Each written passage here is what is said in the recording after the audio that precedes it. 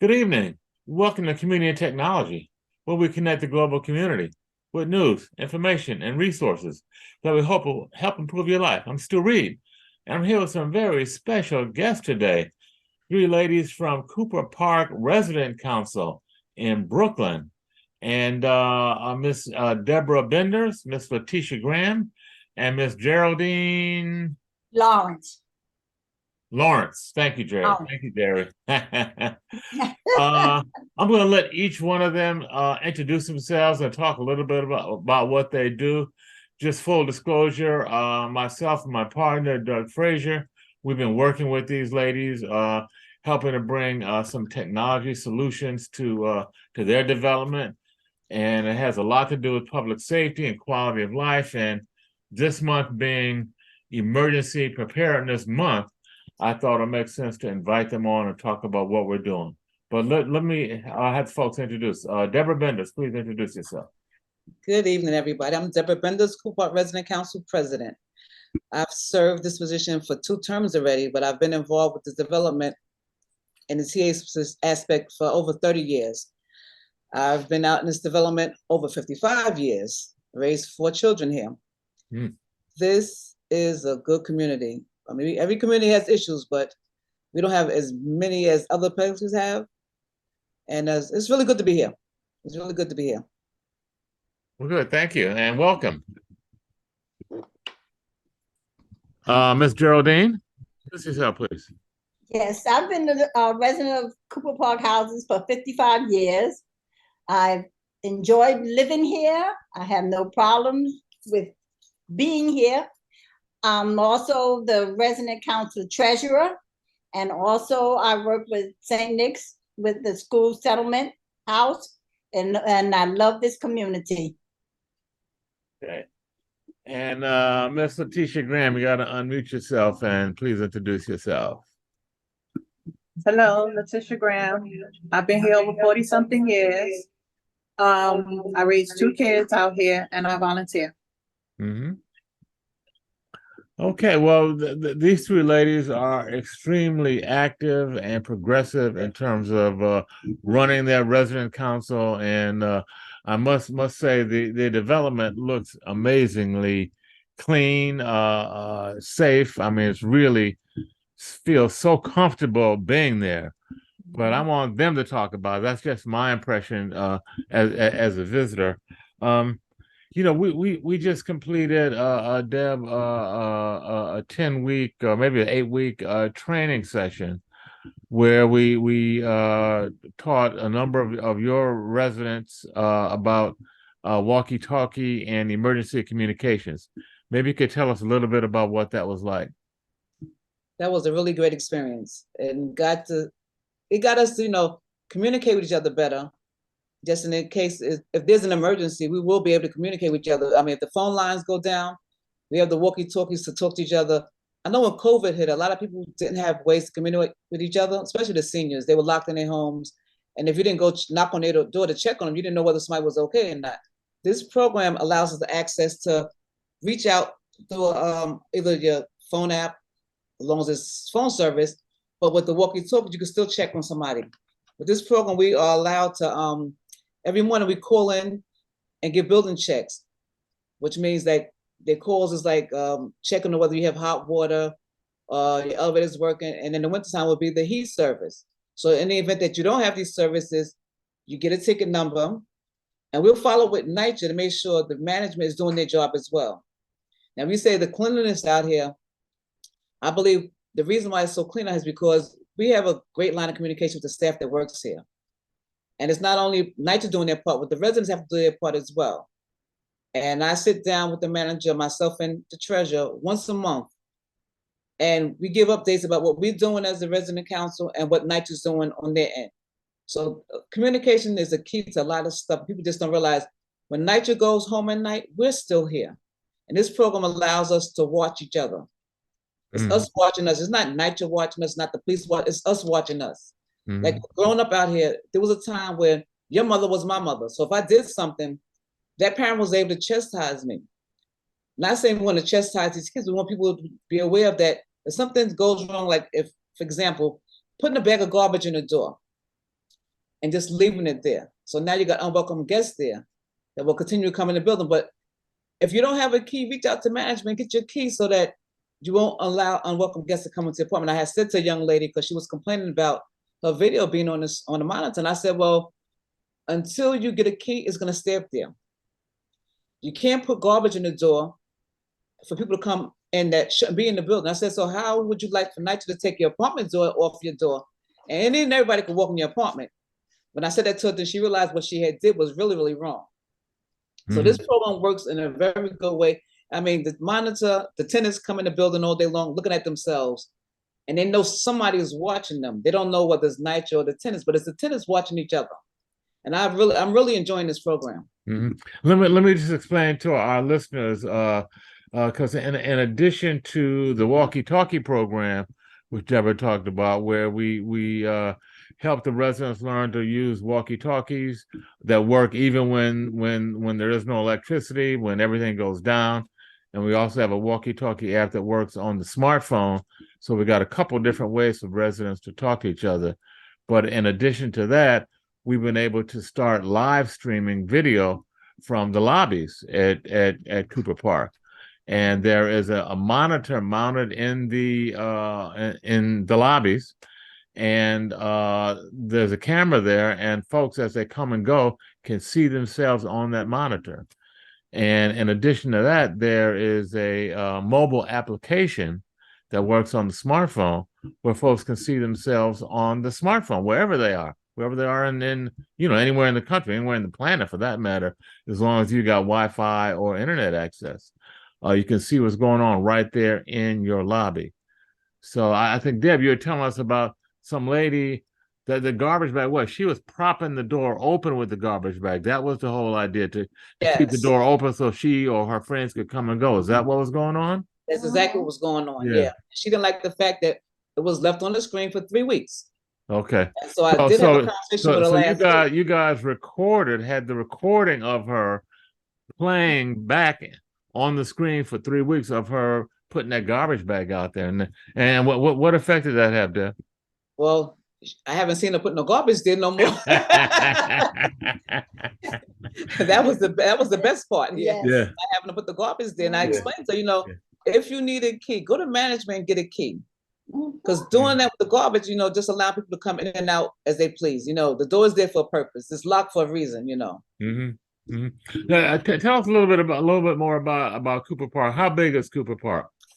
We have 13 addresses with 11 buildings. There's 700 apartments. So we have more than 1,500 families living out here.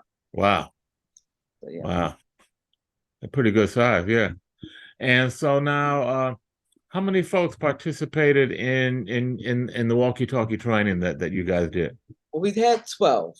We have 10 that are on the calls basically every day. And you said you are using the walkie-talkie every day doing building reports. Tell us about how that works. Okay, so we have someone that's the NCO, which is the lead person every for a whole week. So they call in the morning saying that they're the oh geez, I can't remember the word right now. they're building, reporting on their building. The NCO person, they calling in every morning, giving say I'm calling in, I'm central, and I'm calling network control, central control, and we wait for everybody to give their building reports. So in the morning, so I'm Cooper 1, so they call, I call and give my report. Well, Cooper 1, we have elevator service and we have hot water. Is that a copy? So the commanding person will respond back and repeat what I said to them, and then they ask me, is that a good copy? And I will say, yes, it's a good copy. And then we'll say, have a good day. We in our stuff would have a good day, stay safe. So each person would get on that time of morning from 9 to 10, and then we do again in the evening from 6 to 7. And why is that important, Deb? What's the significance? Well, a lot of times when you call management, they claim they don't have a ticket. So in the event that you don't have hot water or you don't have elevator service, you can give the person the ticket number, and we could follow with management saying, well, it was reported. That's the bottom line for all this, to make sure everybody know that if there's an outage, you'll know, especially those that's on the call. And with the monitors, what happens is if say there's an outage, like this week we're gonna have outage tomorrow, we can post it on the monitors stating that the whole development won't have no hot water. This says those that are walking by in the lobby, in case they don't see the signs, they'll know the monitor states that there's no hot water for so-and-so day, or maybe there's no heat or whatever. So you'll know that this is what's going on in your development. Oh, so you can post messages on the monitor. So not the folks are not just looking at the picture themselves in the lobby, they're looking at messages that you put on there. Is that right? Yes. So what kind of messages might you put on the other? You mentioned the outage. What else? How else would you use it? Information, what's going on in the community.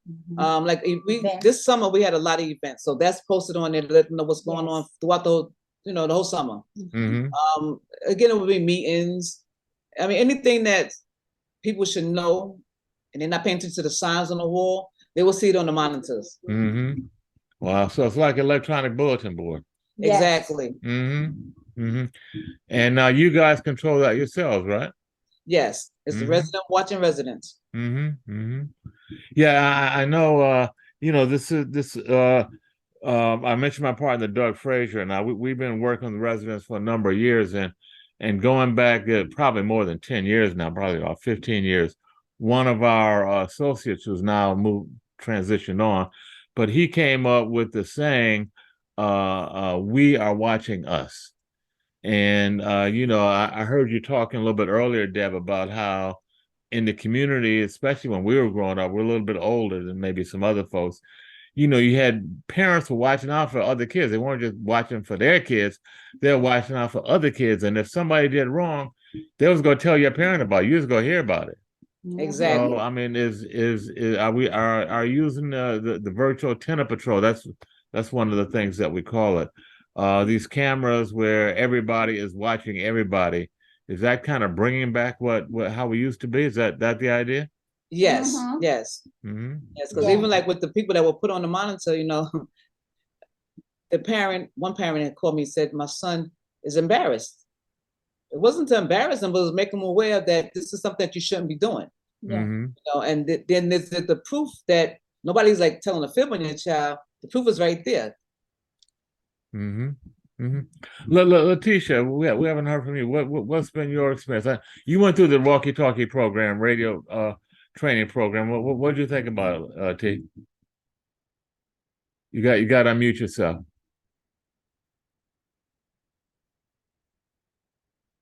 We're waiting to hear from Miss Latisha Graham, one of the resident leaders of Cooper Park. Go ahead, T. Hello. Hi. The program is really good. I was CO for a week or two, and it went pretty smooth. So what did you learn? What was your biggest takeaway from the radio training? I didn't hear you. I said, what was your biggest takeaway from the radio training, from the walkie-talkie training?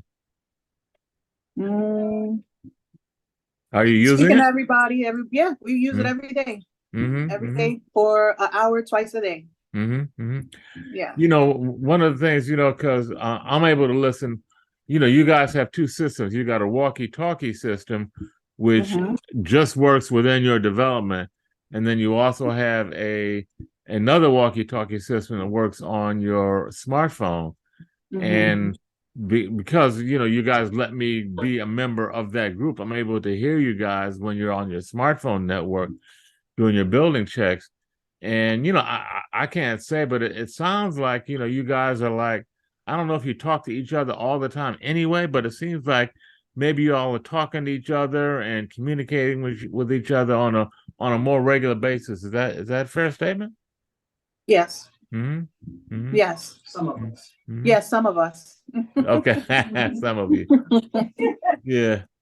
So, we're hoping, I know one of the ideas that Debra talked about was, building community with the technology, and that, the radio network is helping to build a community. And even though maybe everybody is not calling in on the radio, maybe, as we get further down the road, we can get more people involved. Yes, that's the plan. You think that's a good idea, T? Yeah, definitely. Miss Gerry, what do you think about that? I know you were a little bit hesitant. This Miss Gerry, she was a little hesitant to pick up the technology, I think. But what do you think, Gerry? What's your sense? I enjoy it. I like it. Okay. We communicate 7 days a week. Uh-huh. Every day, huh? We do every day from Monday to Sunday. And we Wow. enjoy doing it. We keep it common, we can get a good grasp of what's going on in the community and what's going on in even in our homes. If something was to happen in our home, we can tell, call each other up and use it and say, well, somebody's sick, and can you help me if I'm not able to voice myself, get to the phone or anything like that. At least I can use that to say help. And I think that's the most important part of it also, that we can use it even to help one another. If anything get in the house, something happens, we can always communicate and let somebody know that we need help. And I believe that's a good part, especially we're trying to get our seniors and our young people both to come out and enjoy doing this. And that way they can get a sense of they need help, like the ADT with the phone on their neck. They can use their phones or their walkie-talkies and call for help if they're able to. At least do that, and somebody else in the house with them, or anything could happen. At least we'll be able to communicate with one another. And I really like that idea of it. Yeah, I know, Deb, you had mentioned the lack of communication during COVID. I know a lot of folks got isolated. People couldn't go out.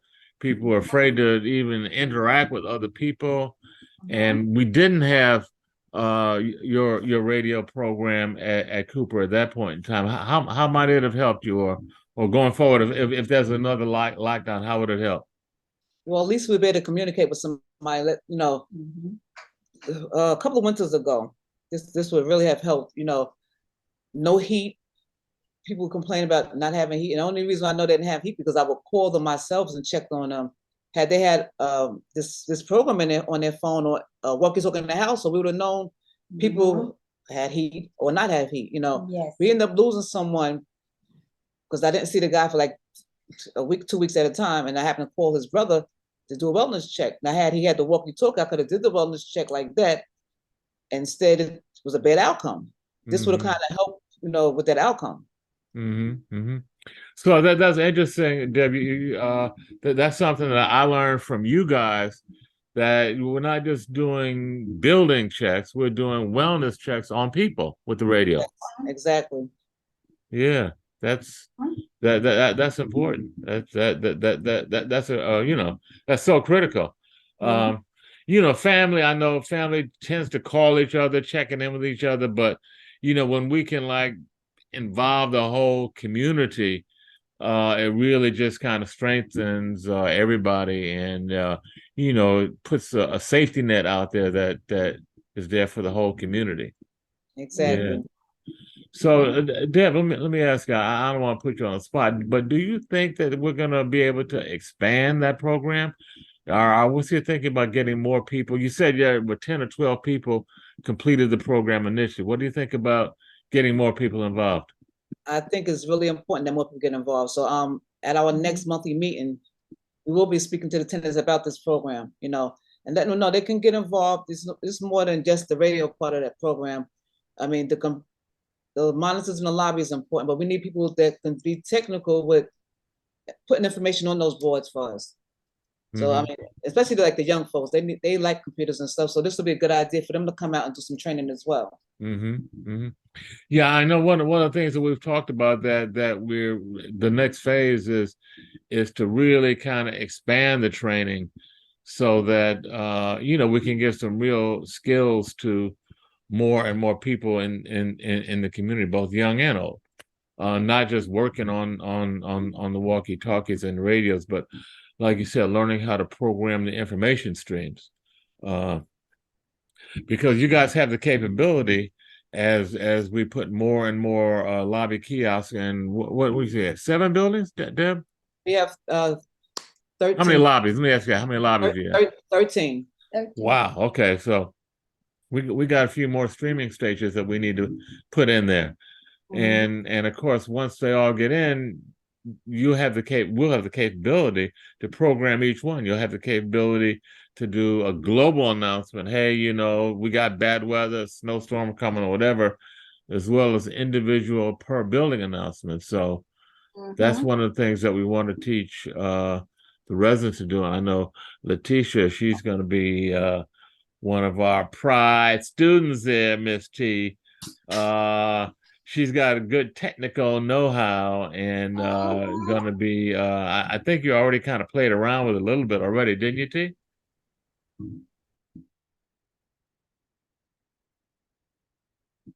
We're waiting for T to turn her mic on.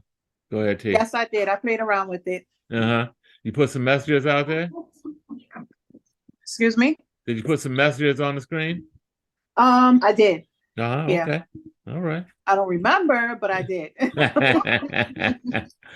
Well, we're gonna be hopefully starting some more, a whole nother training cycle where you and others are gonna really practice that and learn that because it's an important skill.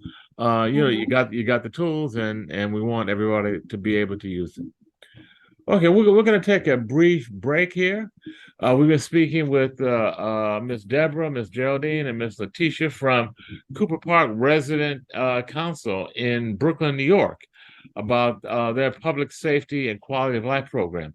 We're going to take a break and be right back after a brief musical interlude. Stay tuned. You listen to WHCR 90.3 FM, Community and Technology.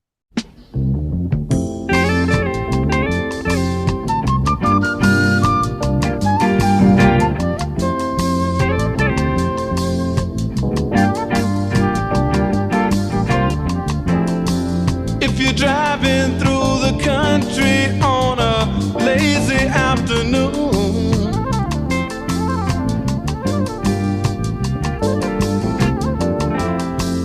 or you're watching your children playing after school,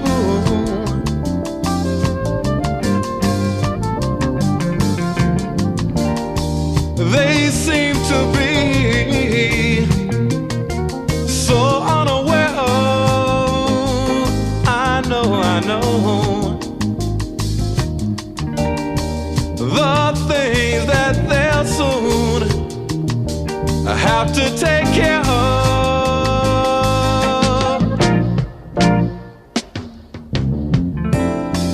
We've got to do something, yeah, to save the children.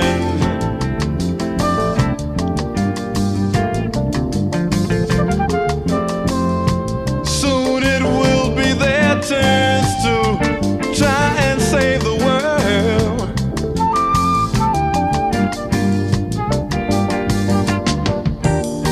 Right now they seem to play such a small part of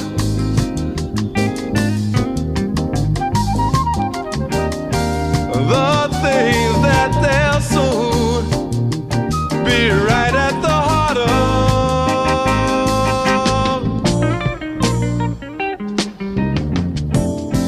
My little Tommy, he said he wants to be a fireman.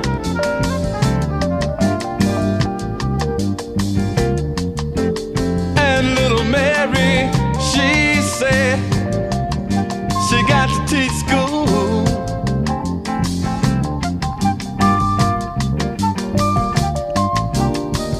If we know all we say we know about the problems,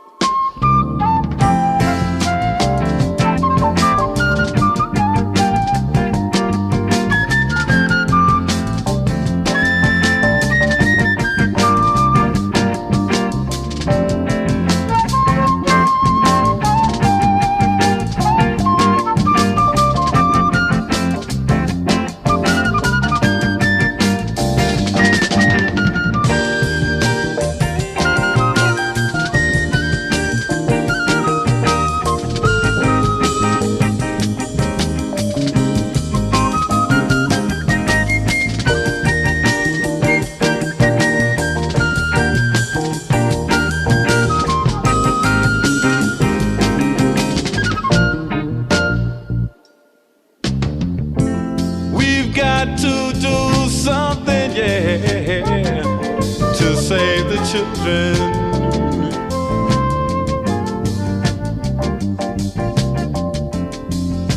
Soon it will be their turns to try and save the world.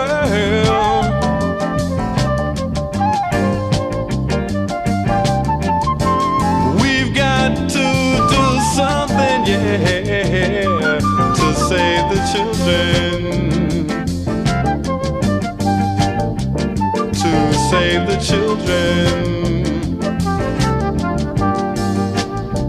To save the children.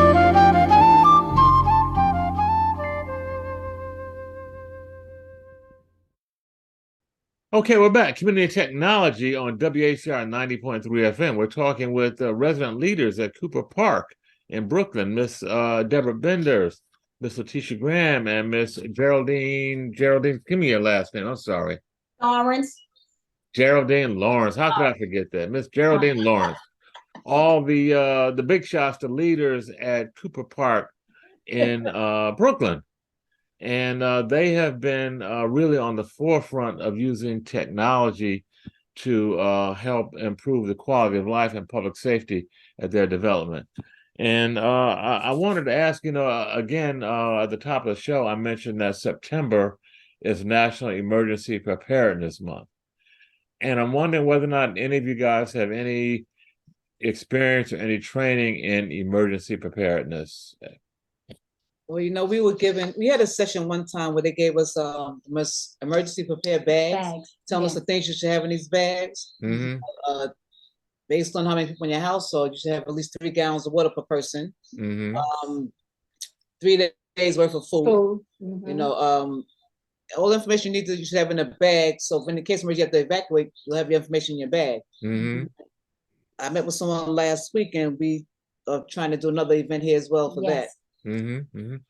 Yeah, I just had some folks on the show last week who have been working in emergency preparedness for a decade or so. And just by way of background, when Superstorm Sandy hit in 2012, Harlem got flooded, parts of Harlem flooded where it had never flooded before. And, Far Rockaway, and I mean, a lot of the city got really negatively impacted. And here at WHCR Radio, one of our missions is to keep folks informed about what's going on. And people could not get into the station because of the weather conditions, the flooding, etc. So we had to shut the station down and go on autopilot. Miss Angela Harden was a general manager then and still is today. And what she and some of the local folks, technology folks, decided was we need to create a way to get messages out even when there's a disaster. And so one of the things that we do now is we're able to go into the radio station remotely and put messages on the air, even if you can't get into the studio. Mm-hmm. And even more importantly, we started the WHCR emergency broadcast team called WEBT, where we train folks in the community to use the walkie-talkies and the radios, just like you guys have gone through that radio training. I went through it. I was taught by a guy named Wally Abdul Noor. It's going back, I guess, 10, 11 years now. And I learned the walkie-talkie stuff and the language and how to use it. And we train folks around the Harlem community, mostly in public housing, but not exclusively, so that we would have folks in the community that could report back over the walkie-talkie to the radio station and let folks know that what was going on. Because one of the things I know you guys know, you listen to the major media, they'll tell you what's going on downtown, but they don't tell you what's going on your block or in your neighborhood. Absolutely. And that's one of the things that we, decided we wanted to do at WEBT. And that's one of the same things that, you guys are going to be able to do as you develop and expand your radio operation. In an emergency, you're going to be able to get out information about what's going on in your community. And, we learn things about how to vet the information, because you're on the radio, you don't want to put out information that's inaccurate. Exactly. You don't want to just be reacting and not knowing what's going on, because that doesn't help anybody.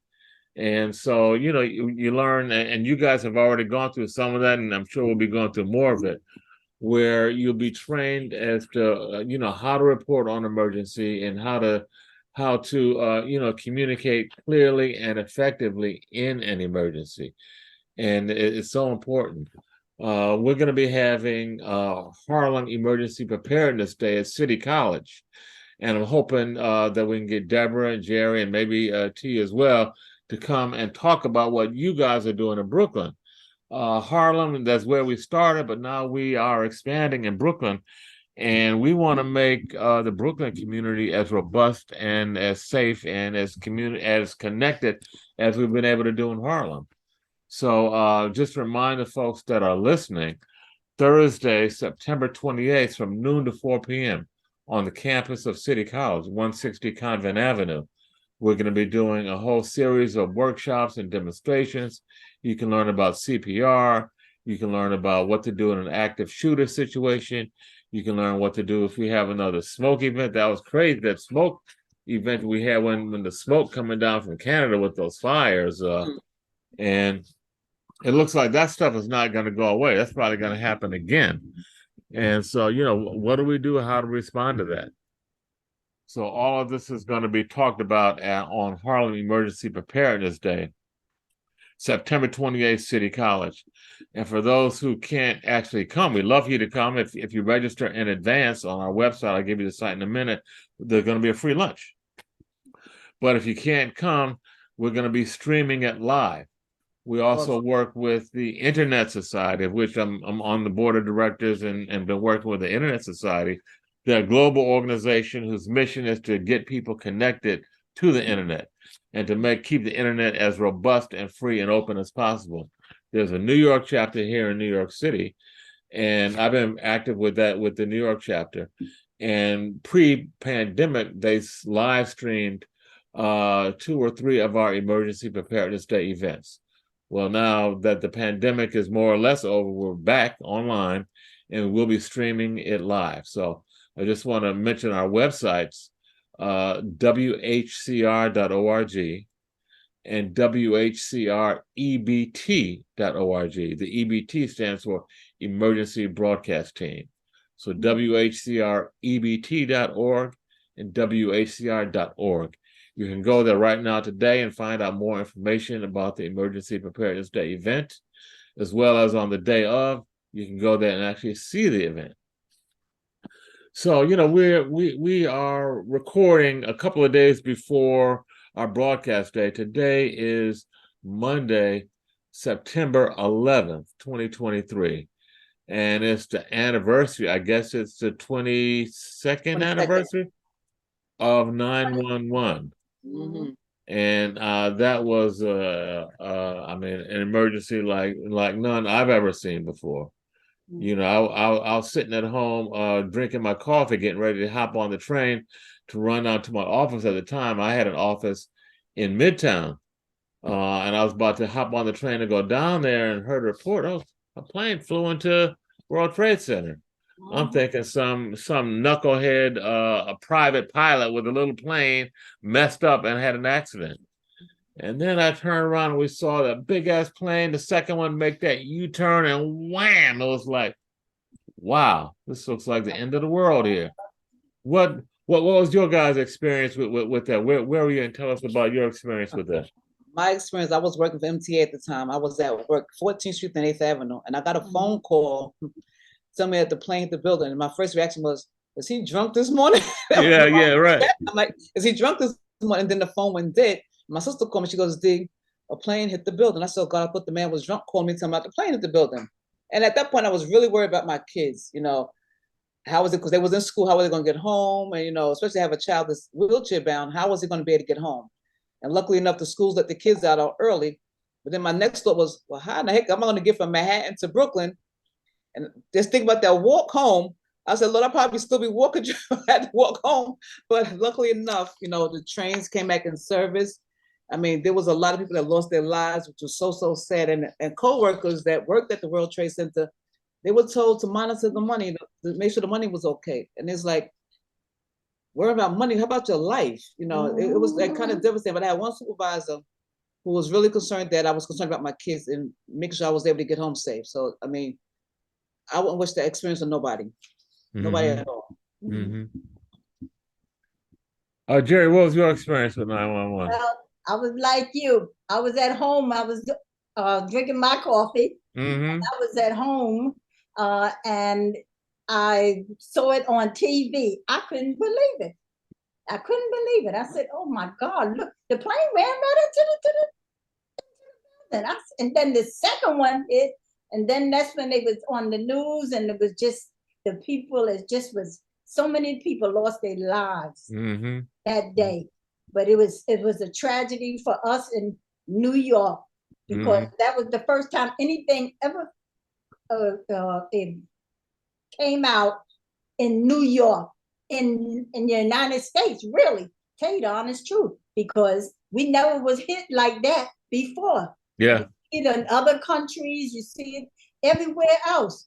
But in New York City, in the United States, never happened. But that was one terrible day. And that's a lesson that we're not involved, what they would call it, we're not invulnerable right to being attacked also. And I think they learned a lot to be alert, because I think they let their guard down a little bit on that time, at that time, that they didn't pay attention. They, nobody's gonna come and do that in the United States. And that's how I felt about, that. And my son was in high school, going to high school, and leadership where he went is where's downtown at that time. But thank God everything was okay. Got home safe and everything. But it was an experience. Yeah. Yes. And Miss T, how about you? Were you in New York when that happened? Yes, I was in New York. I was home as well. And I heard World Trade Center.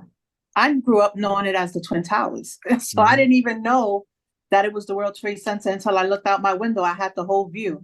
And I can actually see the second plane hit. Whoa, out your window? Yeah.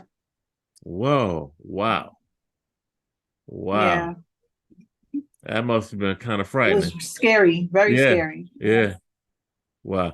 Yeah, I have a good friend who's now passed away, but he was downtown in the area, and he looked up. He was in the actual vicinity of the World Trade Center. He looked up and he saw that second plane hit, and he was terrified. And folks didn't know what to do. And there was a blind person that he stumbled across that didn't know what to do. And my friend ended up walking the blind person uptown like 30, 40 blocks to safety. Yeah, he is an incredible person, like a good Samaritan like that. But there are so many stories of people helping each other out. Even though we lost thousands of lives, there are a lot of lives saved by the the love and the quick thinking of other folks looking out for other folks, helping one another. Yes. Yeah, helping one another. And that, and again, that's the whole thing about public safety.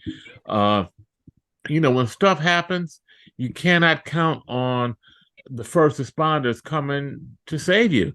We got to count on each other. We got to be there for each other.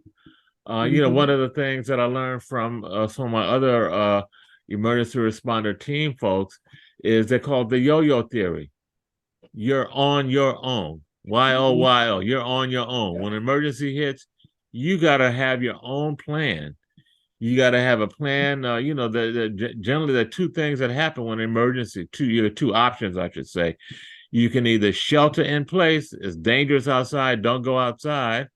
And in which case you have all the stuff that Deb was talking about earlier about having your water and your flashlights and your food, or you got to go, in which case you got to have your go bag.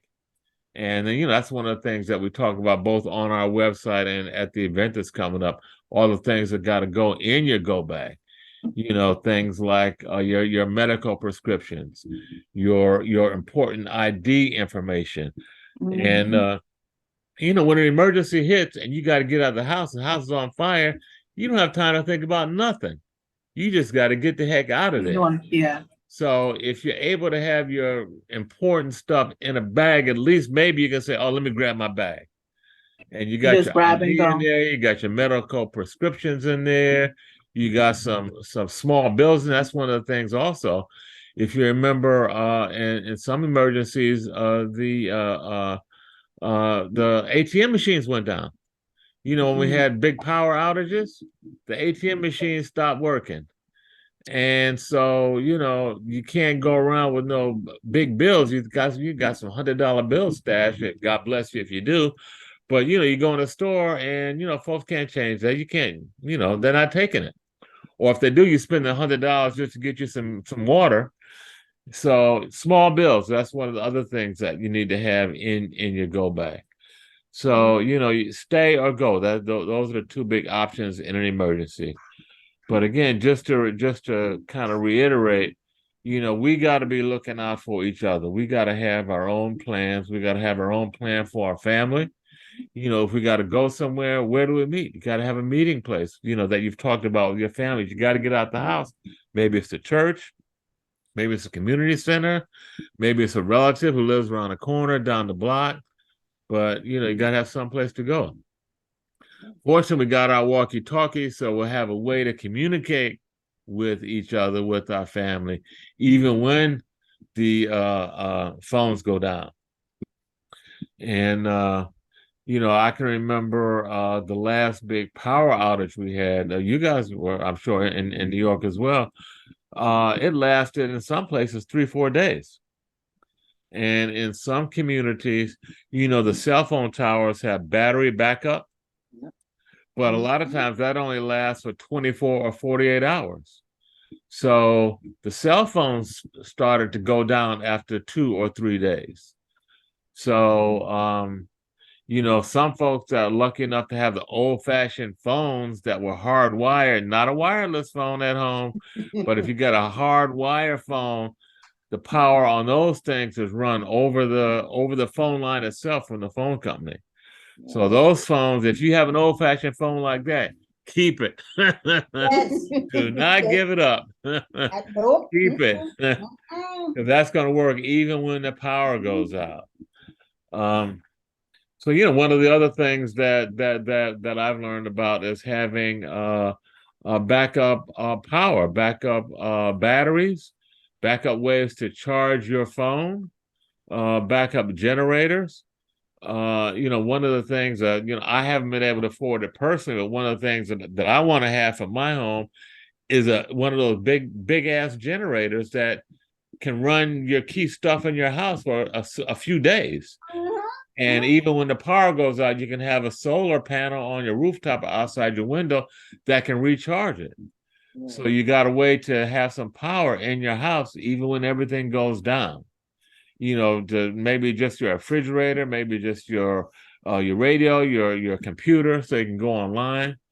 And you know, one of the things that I'd mentioned that one of the things that we're going to be doing with Debra and Gerry and Latisha at Cooper is putting in emergency Wi-Fi access points that are on backup emergency power.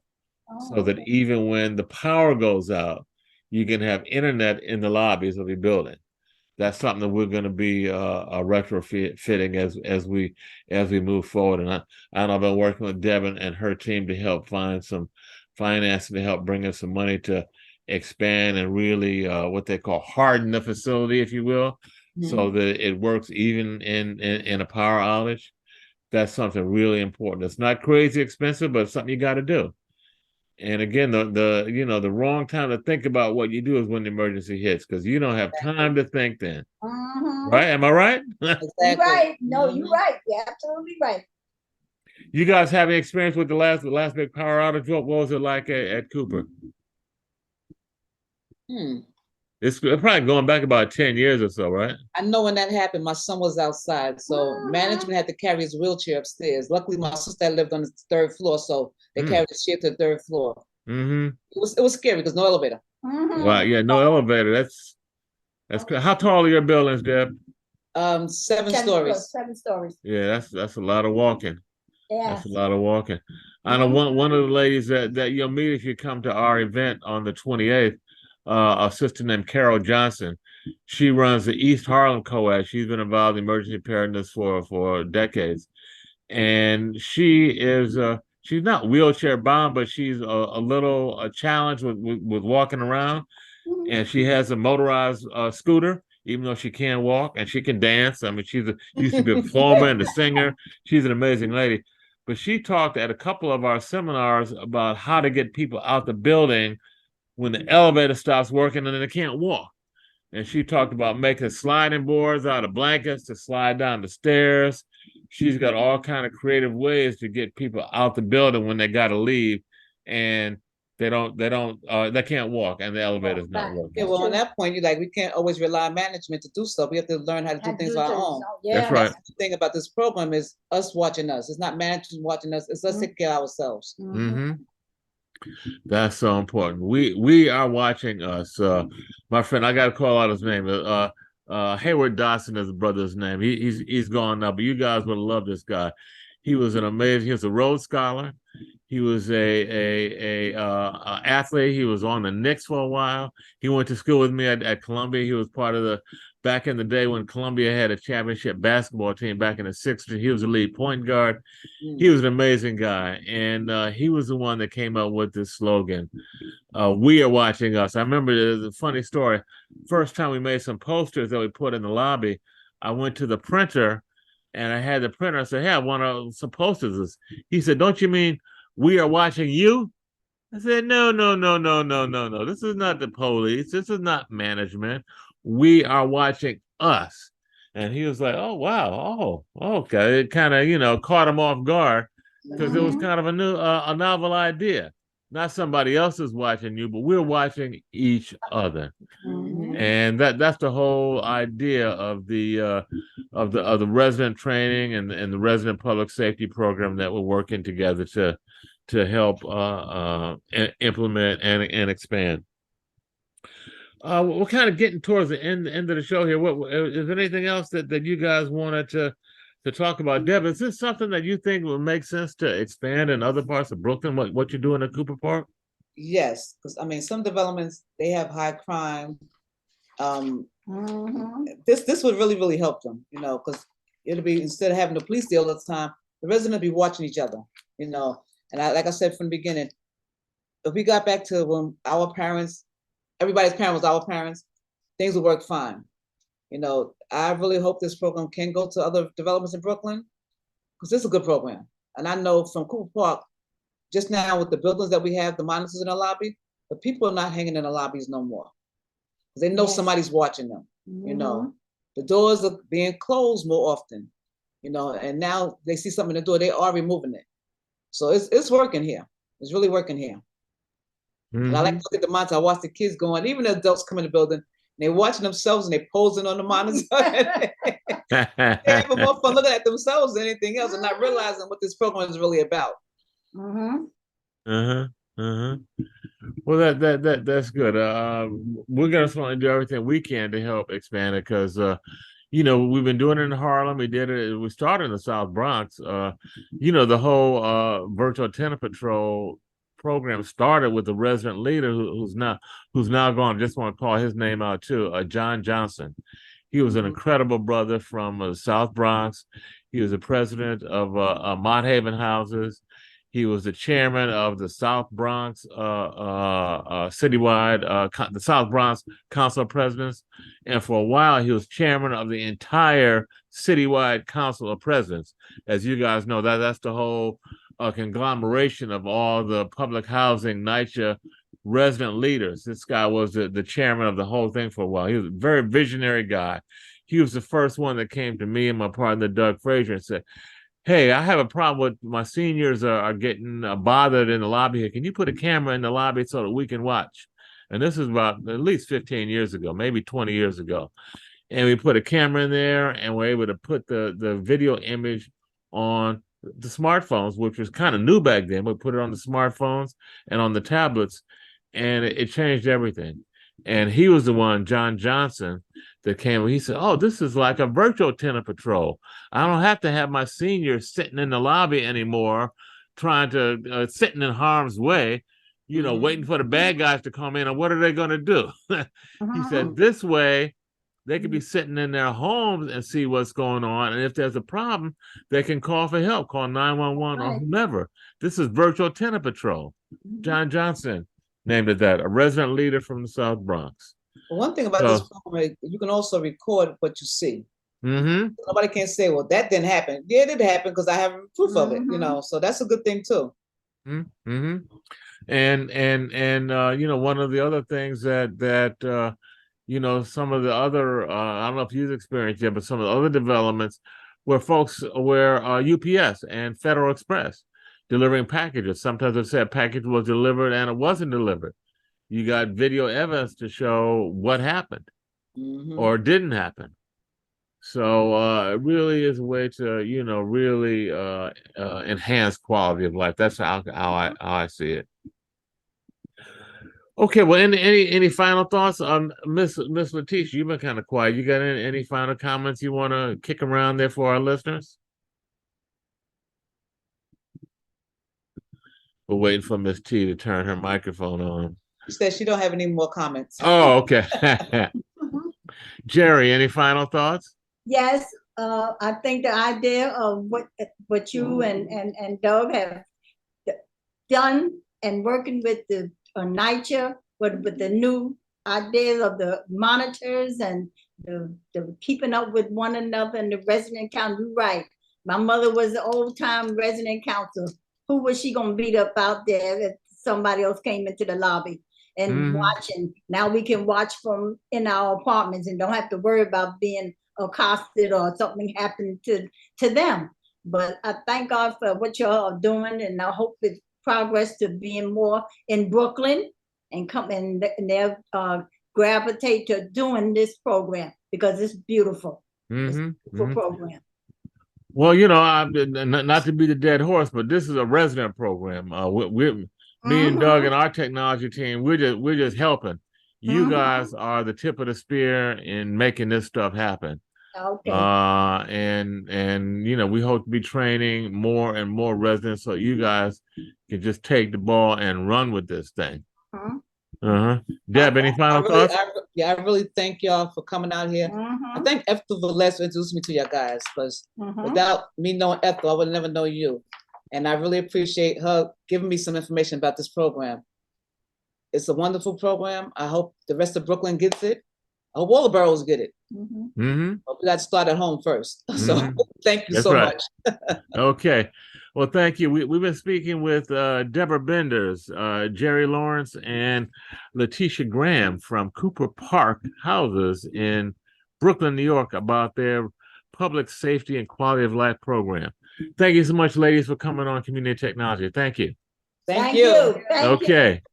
Okay, and hope to see you September 28th, noon to 4 p.m., City College, Harlem Emergency Preparedness Day. Take care. Okay, thanks again. You've been listening to Community Technology on WHR 90.3 FM, the voice of Harlem. Stay tuned every Wednesday, 5 to 6 p.m. Just might learn something. Good night. Good night.